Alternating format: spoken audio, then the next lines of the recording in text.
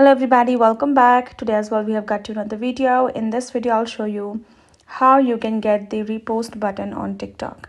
But before that, please do make sure to like our video, subscribe our channel, and yes, without any further delay, let's get started.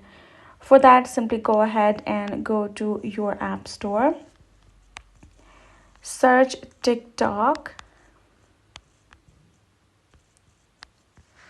and once you have found your TikTok app, you're gonna make sure to check it if your app is updated or not. Go ahead, tap on this update and wait for a while, because once you update the app, then all the new updates, all the new features will be available in your app.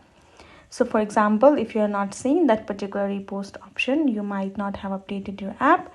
Go ahead, do that and wait for a while. Once the app has been installed, done being updated and installed, tap on open.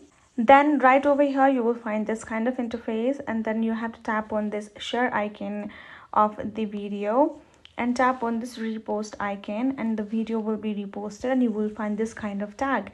Now if you immediately want to remove it from the reposted, then you can tap on your reposted option and tap on delete repost and it will be gone. And you can also check it out here in your profile in the repost section, the particular video.